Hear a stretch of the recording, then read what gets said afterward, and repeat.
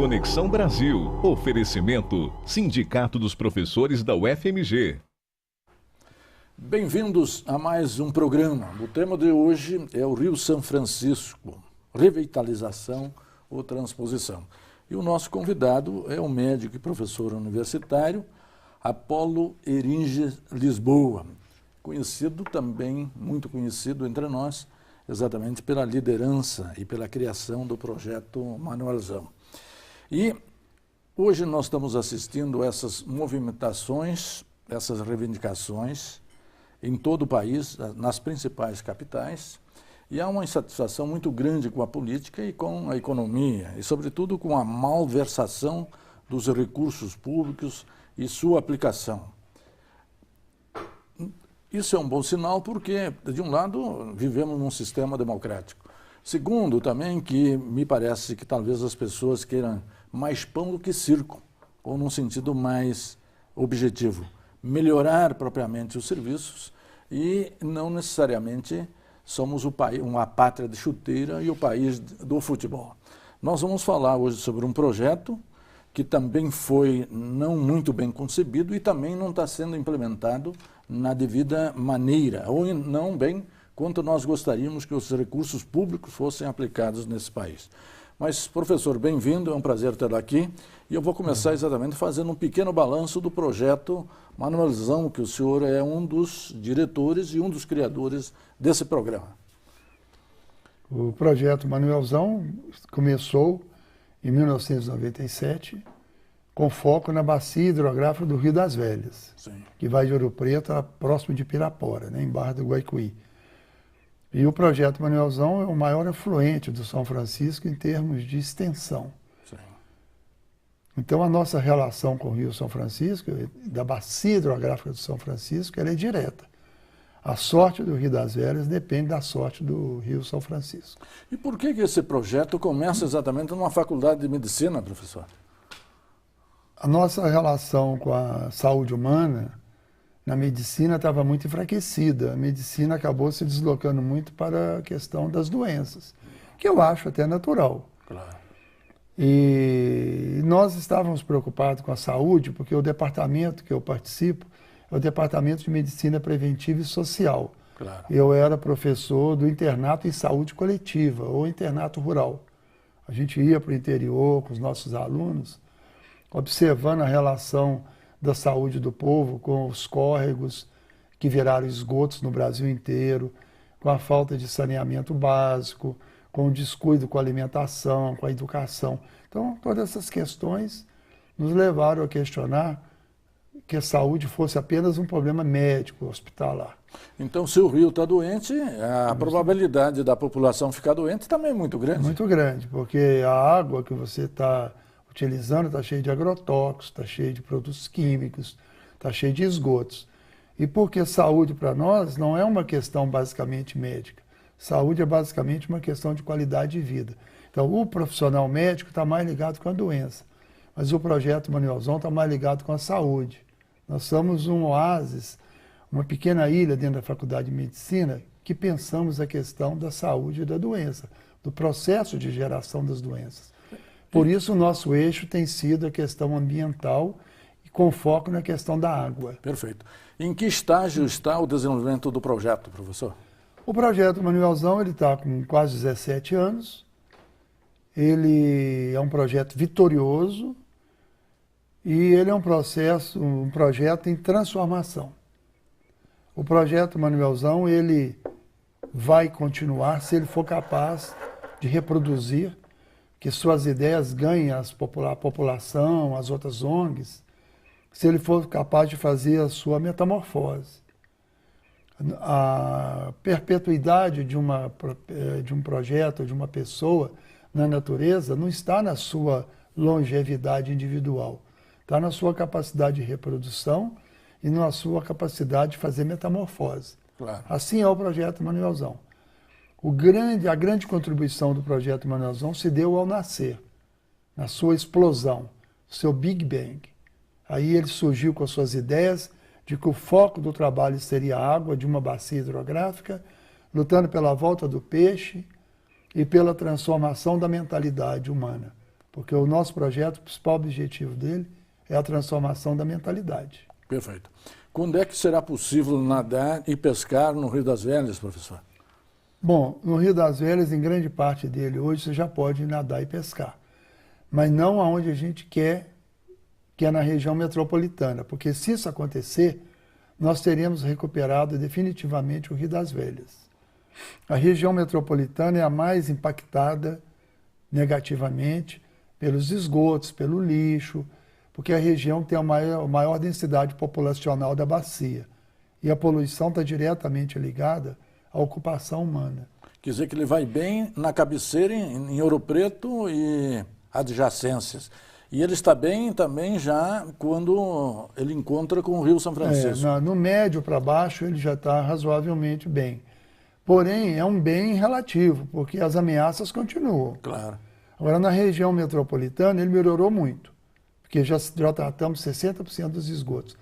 Até 2001, era 0% de esgoto tratado da região metropolitana de Belo Horizonte. Hoje já tem mais de 60%, o que é muito insuficiente. Tem que chegar a 90 e poucos por cento e qualificar o tratamento, e fazer o tratamento terciário, porque a parte final do tratamento é muito importante, tem muito fósforo, nitrogênio, muita bactéria, muito vírus.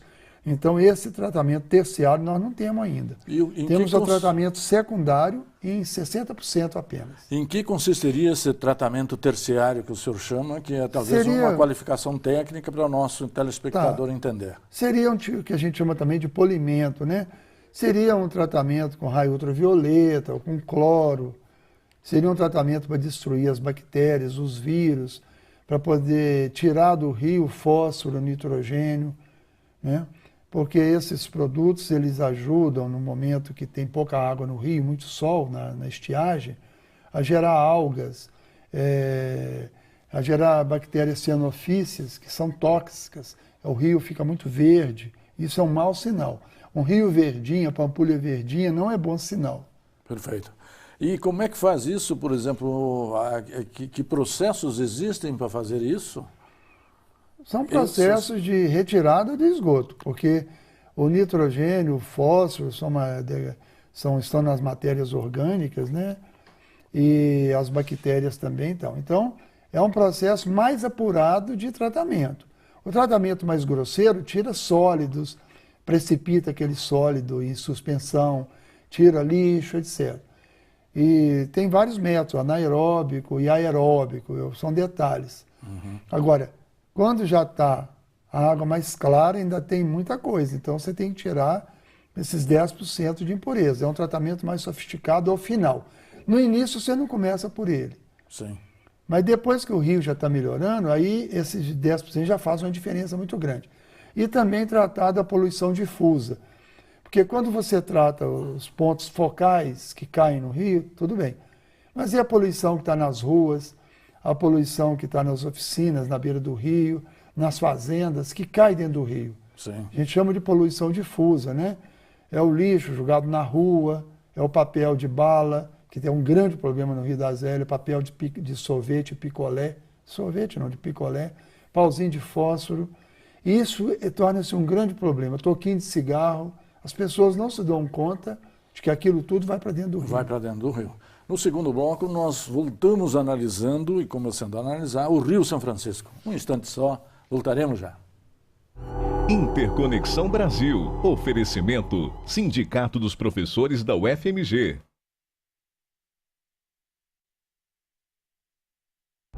Interconexão Brasil. Oferecimento Sindicato dos Professores da UFMG.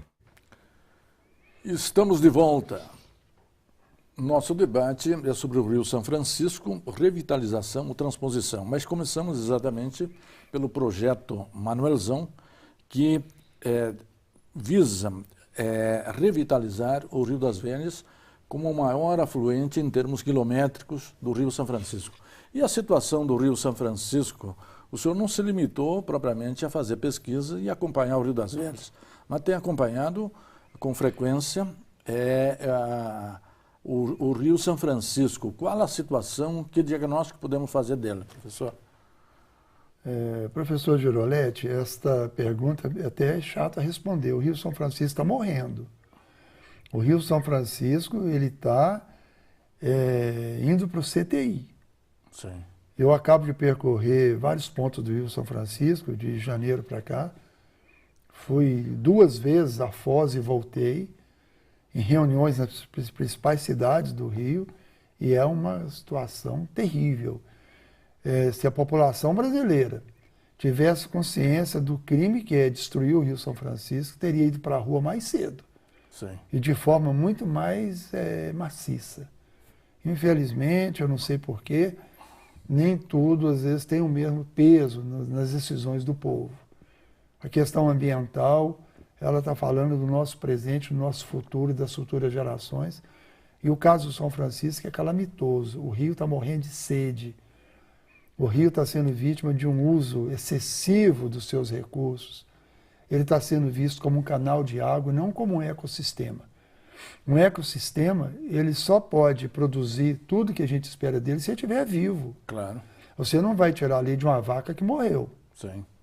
É isso que acontece com o Rio São Francisco. E na sua extensão, aonde que ele está pior? Seria na parte alta, na média ou na vazante? Olha, existe um princípio que quem trabalha com rio sabe. Os rios começam a morrer pela foz. Pela foz.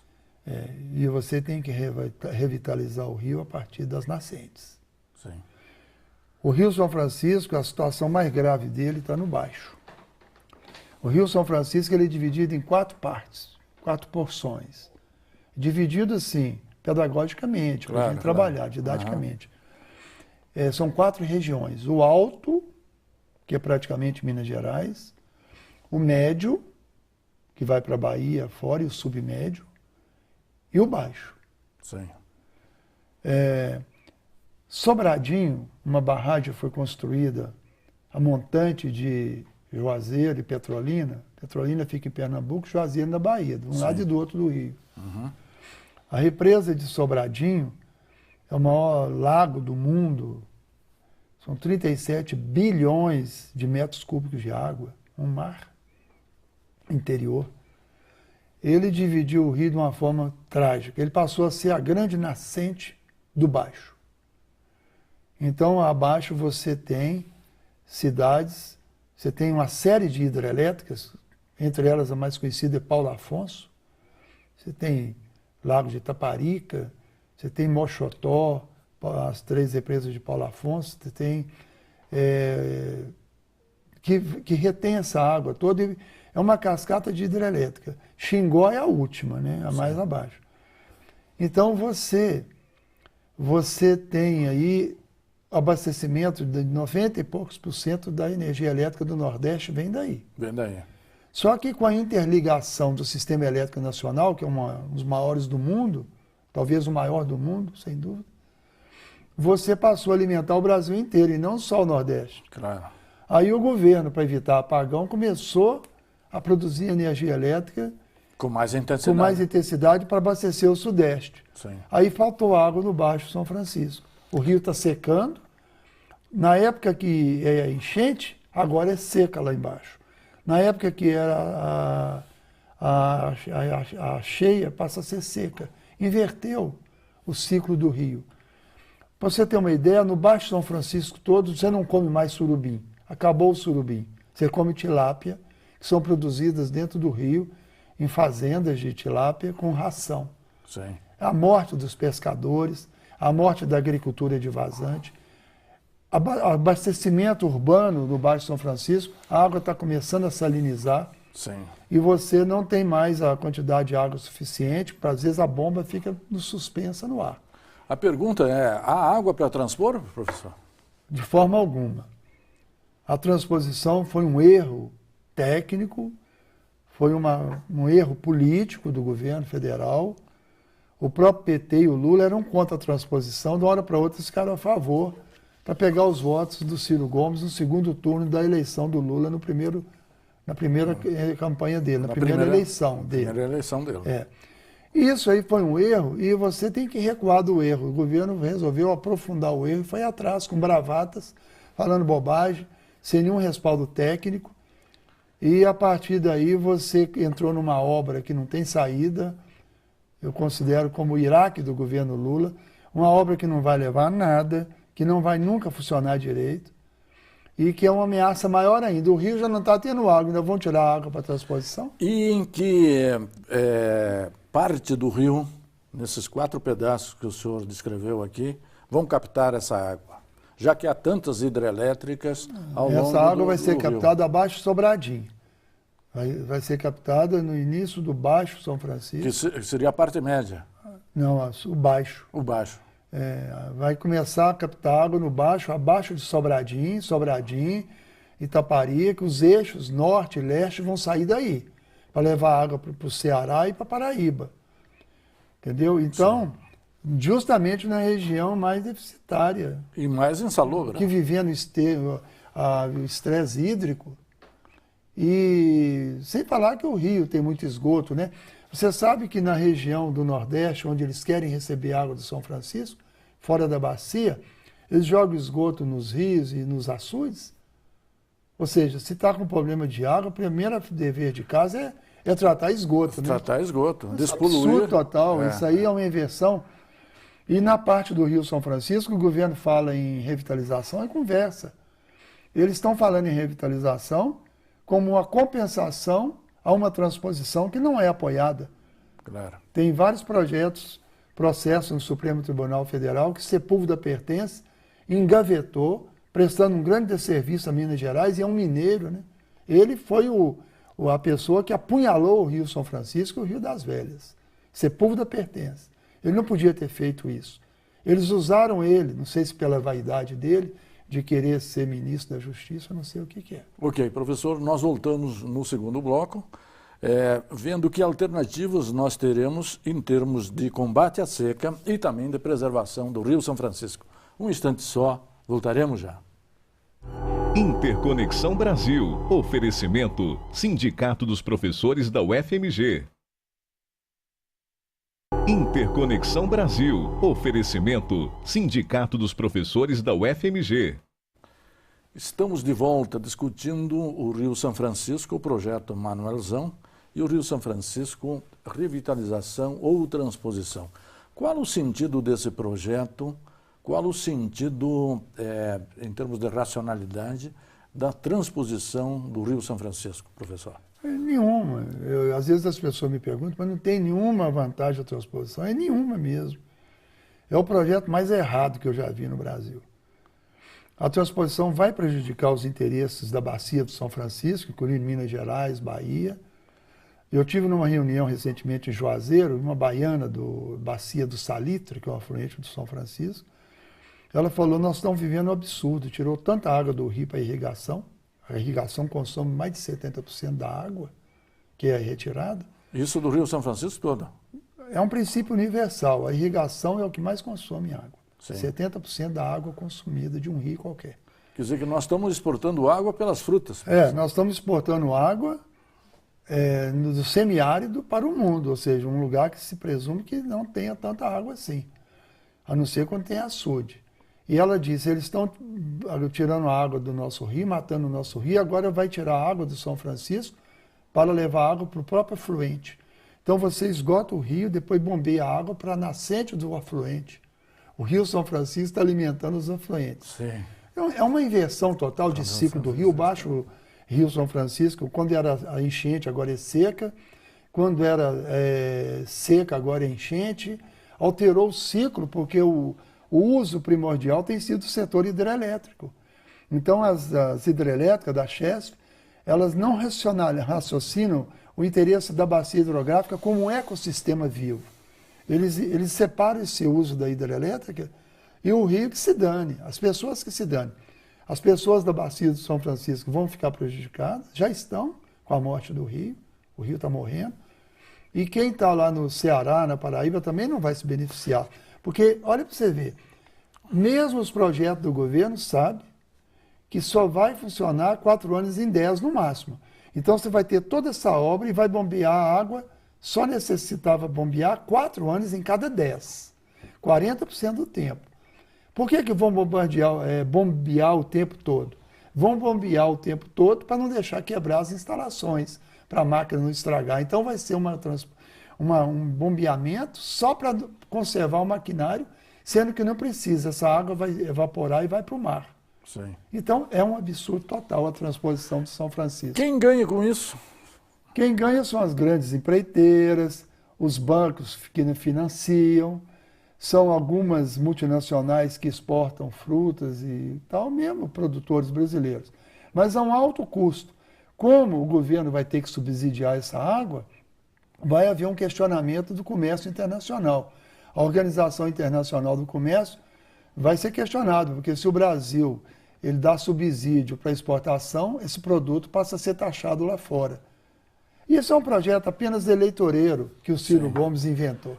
A oposição criticava muito o regime militar pelos projetos faraônicos. O PT, que era oposição e que era uma esperança democrática, entrou também nesse diapasão? O PT tem o mesmo raciocínio dos militares, do regime militar, de grandes obras, de projetos nacionais grandes, do desenvolvimentismo de grandes obras, né? O PT, de certa maneira, ele é um produto transgênico. Em que sentido? Ele mudou a natureza dele, genética, ele virou outra coisa, né? Essas manifestações que estão na rua aí expressam talvez um repúdio do povo que esperou tanto tempo, resistiu à ditadura, aquela redemocratização, vem Sarney, vem Collor, campanha das diretas. Aí quando o PT assume, a gente vê o povo invadindo as ruas, chorando, e aí o PT fez muita coisa interessante, eu não vou negar, mas é uma decepção no fundamental. Essas manifestações que estão aí na rua mostram a decepção do povo com o PT. O PT só pensou em termos de poder, um projeto de poder, não de transformação. O PT não pensou na transformação do Brasil, achou que só dando dinheiro para estimular o consumo, que o povo ia se vender por isso. O povo quer consumo do fundamental, mas não do supérfluo. E não vai ser dando bolsa para todo mundo, você tem que vincular a distribuição de renda ao processo de trabalho. Isso educa o povo, né? E a gente vê que o povo está na rua porque não está aceitando mais corrupção, o dinheirão que foi gasto com a Copa do Mundo, os rios virando esgoto, desmatamento da Amazônia, juntou tudo isso e houve um fenômeno espetacular, né, de manifestação pública. Ou seja, está um momento do Brasil ser passado a limpo, está um momento do PT ir embora para casa, PSDB sair fora. Eu acho que o povo quer uma outra solução e isso vai ser trabalhado a partir de agora. Perfeito. Observando as manifestações, não se vê bandeiras da CUT, bandeiras da UNE, bandeiras do PT. O PT perdeu a hegemonia exatamente dos movimentos sociais? Já perdeu a credibilidade, agora está perdendo a hegemonia nas ruas e a UNE também se desgastou muito, ninguém acredita mais na UNE. Os jovens hoje estão partindo por um processo político e que não é referência ao partido político. Para mim já não é há muito tempo. Eu acho que tem que surgir formas novas de organização e representação popular. Inclusive, nós temos uma experiência muito interessante nos comitês de bacia hidrográfica, que é um órgão de Estado, com participação de empresários e fazendeiros que usam a água, para uma gestão das bacias hidrográficas, tipo um condomínio democrático. O foco é na solução, não nos conflitos. Não nos conflitos. Você tem as ONGs e tem os setores governamentais. Esse sistema é um exemplo para construir a democracia no Brasil. A gente está até brincando, nós estamos propondo a República Hidrográfica do Brasil. Perfeito. Para começar a reforma política com base em reuniões nas bases para resolver os problemas do Brasil. E não ficar brigando, uma cena de pugilato falso, imitando uma luta que, na verdade, eles estão todos conchavados no fundamental. Hoje, o modelo econômico brasileiro é o mesmo para o PT e para o PSDB. Não tem diferença nenhuma. E com o fim da União Soviética e agora com a crise do neoliberalismo, já superamos a fase de desenvolvimento pelo Estado, o desenvolvimento pelo mercado. Hoje tem que ser uma cooperação, uma sinergia de Estado, mercado e sociedade. O foco tem que ser na qualidade de vida, o povo quer qualidade de vida, qualificar a vida. O povo não quer ficar tendo carro, o carro não resolveu o problema do transporte. Não. O PT entrou nessa de financiar carro. Uma denúncia que eu faço aqui, eu vou muito ao interior. Os aposentados estão todos endividados, porque os gerentes do Banco do Brasil, Caixa Econômica e outros bancos particulares ficam em cima dos aposentados da roça, vendendo ilusão, e eles estão todos amarrados. O dinheiro que o governo dá com a mão está tomando com a outra. Então, eu acho que isso também está levando a desespero do povo, né? Nas capitais, porque todo mundo da capital tem parentes no interior. Claro, né? claro. E com essas manifestações se vê também inclusive, que na capital... o PT não incluiu na sua agenda a questão ambiental, as questões culturais. O PT vai virando um partido dos grotões e um partido anacrônico. Perfeito. Professor, queria agradecer a sua presença, seus esclarecimentos, né? Trouxemos a você, telespectador, reflexões da recuperação do Rio das Velhas, do Rio São Francisco, esse projeto temerário da transposição, e também encerramos analisando exatamente esses movimentos democráticos, populares, e exatamente o que eles podem significar em termos do futuro do Brasil e da democracia brasileira. E você, telespectador que nos acompanha, nosso muito obrigado pelo prestígio e pelo acompanhamento em toda a semana. Até a semana que vem.